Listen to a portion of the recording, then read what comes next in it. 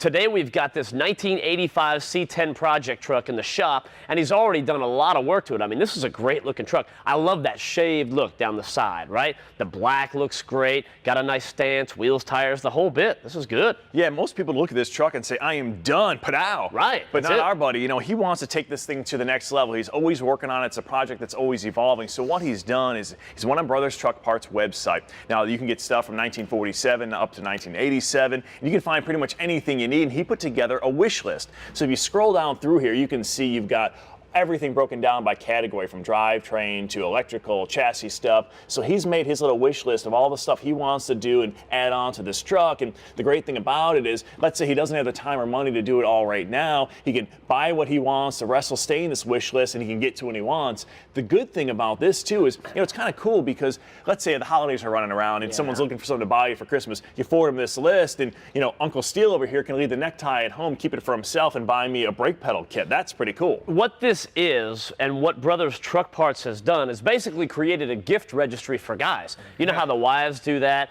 at the time they get married, you know, the bridal registry and Valentine's Day and those other fake holidays. Now there's finally something for us. This is sweet. Yeah, well, it looks like a few of his wishes just came true, man. We got to do some little work right here. That's cool. All right.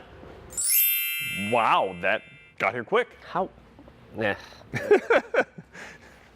Hey, anyways, we got our stuff from Brothers Truck Parts that's shown up, and the first two things off the wish list was this new front bumper and this air dam for this 85 truck. You know, at first glance you say, what's wrong with the front bumper, right? It looks pretty good, especially for a truck this old. But the deal is the prior owner for this truck smashed up something pretty good over there on that side, and it cut into the bumper. I don't know if it was a fence post or a tree, but there's some pretty good gouges, and it's impossible for this guy to get cleaned up, and that bugs him constantly. Yeah, he's detailing his truck, and he gets around to the front here, and there's that reminder of, ugh, I gotta fix that. You know, it just starts eating you after a while. Now, if you look at this bumper, though, a little bit closer, you can see it's starting to rust through, so it's just about time. There's a lot of pitting across the top. So with the one from Brothers Truck Parts, we can take this one off, replace it, and it's a direct fit, so it'll go on in just a matter of a few minutes. Okay, now before we take this off, let's show what's going to happen with this air dam right here. This is a 4-inch air dam traditionally for a 4-wheel drive truck, right? And that'll mount right below the new bumper. Traditionally for the 2-wheel drive one, it's only 2 inches, but this will visibly make it look like the front end of the truck is actually closer to the ground, and that's the whole look that he's trying to go with. So this is going to look nice. I think it'll be cool. Yeah, I think it goes with that whole flow. Now, I don't know how practical it is being an inch off the ground, but that's not our problem. Yeah, that's not our problem at that point. Let me know when you're ready. You ready? Yep. All right. So that can go. I'll go down.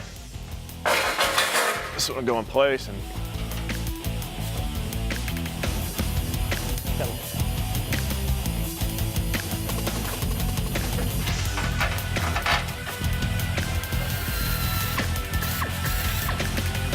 hey, welcome back. I'm crawling around the front of this cab because I'm trying to knock off a few things in this guy's wish list.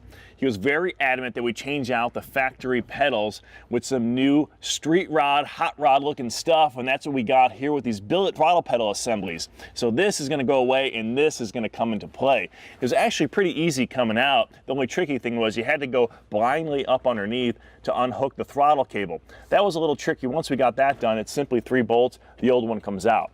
Now, before you go to try and put the new one in, one of the things you have to keep in mind is you've got to get the right angles on these 2 levers. If they're not clocked correctly, what will happen is you get it up into place like that, and it could bottom out on the floor and you'll have no throttle. If you have it too high, you won't get wide open throttle either. So that's one of the things you've got to do. And once I get ready to mount it in place, I'll have Matt help me on the other side to make sure that butterfly's wide open when this thing hits the floor. So that'll be good. Now, the other thing we're going to add is this little cover right here for the brake pedal. Now, that looks pretty cool. You've got the little inserts that go right there to finish it all off. What we have to do is we'll mark one of these holes. I'll do that with a center punch. Then I'll drill it out. I'll actually put it in place and bolt it back in place. This way, when I go to drill the others, it won't walk around, and make sure all our holes are lined up. Once that's done, put the little inserts back in, and he's gonna have a very cool custom looking 4-pedal assembly, which will bring this whole truck to life underneath. And it's all about the little things. We've got all this stuff from Brothers Truck Parts. It's pretty cool. Next up on the wish list are these two little gems right here, the sway bars for the front and the rear. Okay, so this will slide in down there because that's where that's going. Now, here's the deal. Ordinarily, we are jacking trucks up, modifying the suspension, putting on bigger tires, getting it ready to go off-road, right? This is totally different. You know, we don't get to do it too often, so this is pretty cool. The guy that owns this truck actually wants it to handle more like a sports car, and now it's going to be able to do that. Yeah, he's asking for a lot basically because this is a full-size truck. It's got an old suspension that nothing resembles a sports car about it. It's not aerodynamic, and you know what? It's heavy up top, so it's going to get a lot of body roll. Now, while it looks cool being dropped to the ground, the problem comes into there's no fender wells if you haven't noticed on the inside of this thing. So if he's taking a turn fast and he gets some body roll, it'll potentially bottom out, and that's not what you want. So what we'll do is we'll tie into the bottom of these lower control arms, go across the chassis, and it'll really make this thing stiff up front. He'll get that nice tight feel. It's like he's driving a Ferrari by the time we're done with it. Well, maybe. Bruno may be exaggerating slightly, but hey, same principle in the back for that sway bar as well. So it's going to be a totally different ride when he does this.